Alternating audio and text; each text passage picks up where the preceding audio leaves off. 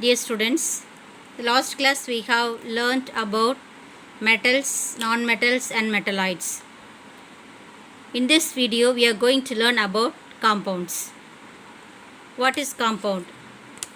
When two or more elements combine chemically to form a new substance, the new substance called a compound. When you are learning about compound, you have to remember what is element. Element is nothing but it is made up of only one kind of atom, that is element. But compounds, two or more elements combine chemically to form a new substance called compounds. So this is the difference between compound and elements. An example is cane sugar. The chemical formula is C12H22 and O11. So this is a compound. See how many elements are here? 3 elements are present: carbon, hydrogen and oxygen. So when 2 or more elements combine chemically to form a new substance called a compound. An example: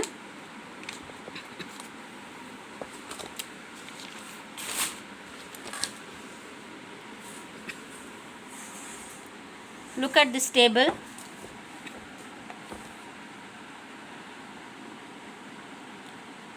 Complete the following table by writing compounds of its constituent.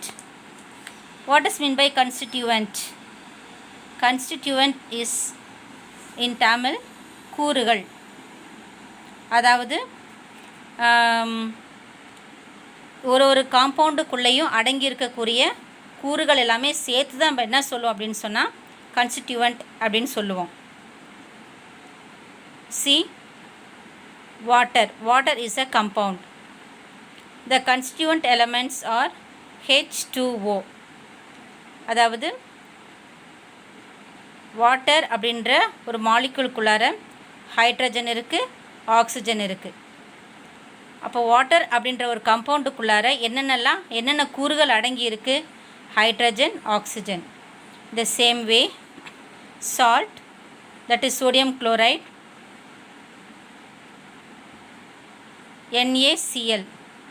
இப்போ sodium குளோரைடுக்குள்ளே அடங்கியிருக்கக்கூடிய கூறுகள் எத்தனை? 2. ஒன்று sodium, ரெண்டாவது chlorine. அடுத்தது sodium carbonate. The chemical formula is Na2CO3. இதில் எத்தனை கூறுகள் அடங்கியிருக்கு? 3. 1 சோடியம், 2 கார்பன், 3 ஆக்சிஜன். ஸோ இதை மாதிரி ஒவ்வொரு for each one carries like this constituent elements. So this is known as compound and this is the constituent elements of this particular compound. See next one, properties of compounds. நான் ஏன் இதை இந்த topic மட்டும் நான் தமிழில் எடுக்கிறேன் அப்படின்னு சொன்னால் உங்களுக்கு டிஃப்ரென்ஸ் தெரியணும். மெட்டல், நான் மெட்டல்ஸ், மெட்டலாய்ட்ஸ் இதெல்லாமே நீங்கள் இங்கிலீஷில் படிச்சுக்கலாம் ஈஸியாக. You will able to differentiate it. And then compound, அதோட ப்ராப்பர்ட்டிஸ் அப்படின்னு பார்க்கும்பொழுது உங்களுக்கு எலமெண்ட்டுக்கும் காம்பவுண்டுக்கும் என்ன டிஃப்ரெண்ட் அப்படின்றத புரிஞ்சால் மட்டும்தான் உங்களால் it will be very useful in till you go to higher studies.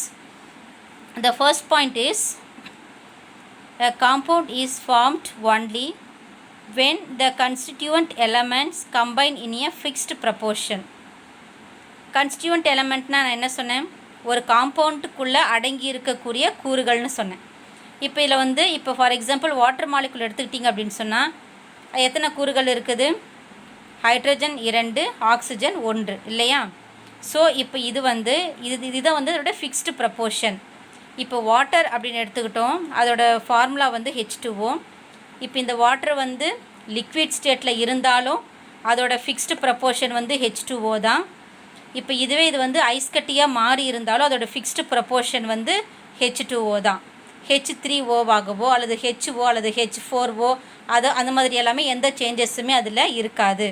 So என்னது, ஒரு காம்பவுண்ட் அப்படின்னு எடுத்துக்கிட்டோம்னா அதில் அடங்கி இருக்கக்கூடிய கூறுகள் அது எந்த நிலையில் இருந்தாலும் அதோடைய ப்ரப்போர்ஷன் வந்து எந்த நேரத்துலையுமே மாறாது, அதோட ஃபிக்ஸ்டாக தான் இருக்கும். இதெல்லாம் வந்து ஜஸ்ட் உங்களுக்கு இங்கிலீஷ்லேயே சொன்னேன் அப்படின்னு சொன்னால் உங்களுக்கு புரிஞ்சுக்க கொஞ்சம் கஷ்டமாக இருக்குன்றதுனால தான் இப்போவே நீங்கள் வந்து இது தெளிவாக புரிஞ்சுக்கிட்டிங்கன்னா ஹையர் கிளாஸஸில் போகும்போது உங்களுக்கு வந்து எலமெண்ட் என்ன, காம்பவுண்ட் என்ன, டிஃப்ரென்ஸ் என்ன அப்படின்றதெல்லாம் உங்களுக்கு ஈஸியாக வந்து புரிஞ்சிக்க முடியும்.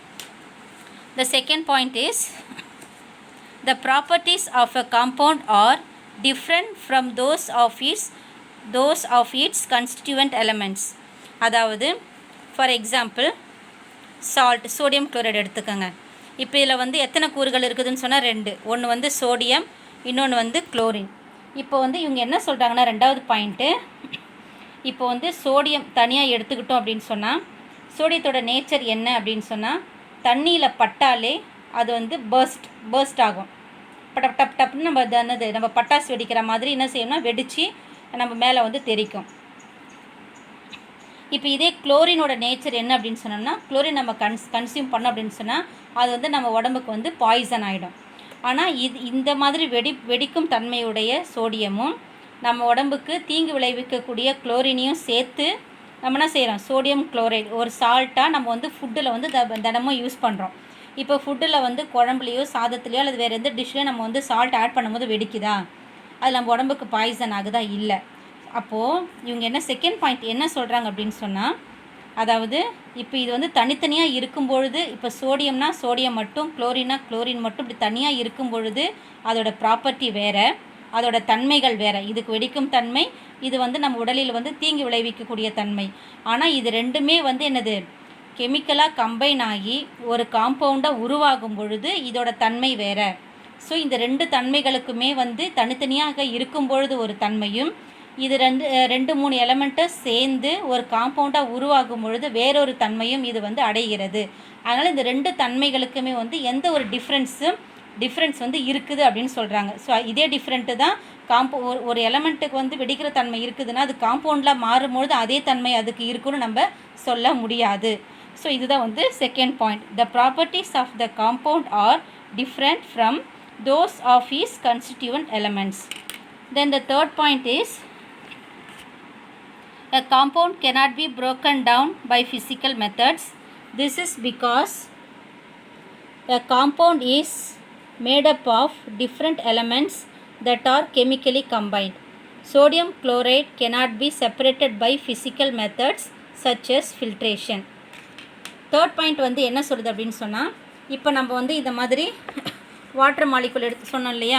இப்போ வாட்டர் மாலிகுல் அப்படின்னா ஹைட்ரஜன், ஆக்சிஜன், சால்ட் அப்படின்னா sodium chloride, Na, sodium, Cl, chlorine. So இது வந்து இப்போ நான் வந்து சோடியம் குளோரைட் வந்து ஈஸியாக வந்து நான் என்னது ஃபிசிக்கல் மெத்தட்லாம் நான் வந்து என்ன செய்ய முடியும், செப்பரேட் பண்ண முடியுமா அப்படின்னா அது வந்து முடியாது.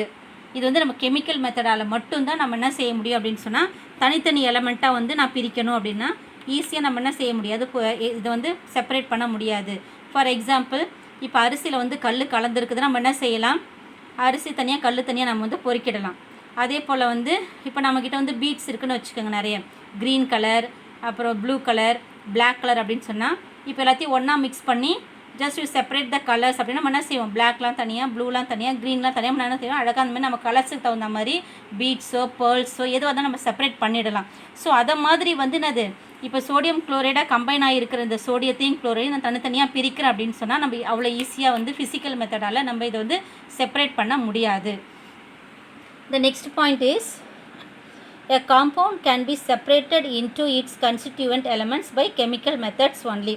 நான் சொன்ன மாதிரி இது என்ன செய்ய முடியும், இப்போ வந்து H2 ஹைட்ரஜன் ஆக்சிஜன் ஆகவோ, சோடியம் குளோரைடு வந்து சோடியம் குளோரின் ஆகவோ, சோடியம் கார்பனேட்டை வந்து சோடியம் கார்பன் ஆக்சிஜன் இதை மாதிரி தனித்தனி எலமெண்ட்டாக நான் பிரிக்கணும் அப்படின்னு சொன்னால் அது வந்து chemical method like crystallization, adsorption, membrane process, stripping or extraction, இது மாதிரி இன்னும் நிறைய கெமிக்கல் மெத்தட்ஸ்லாம் இருக்குது. இந்த மாதிரி மெத்தட்ஸ்லாம் யூஸ் பண்ணி மட்டும்தான் நம்மளால் வந்து எலமெண்ட்டை வந்து பிரிக்க முடியுமே தவிர மற்றபடி ஃபிசிக்கல் மெத்தட்ஸால் நம்மளால் வந்து அவ்வளோ சீக்கிரமாக வந்து நம்மளால் இதை வந்து பிரித்து எடுக்க முடியாது.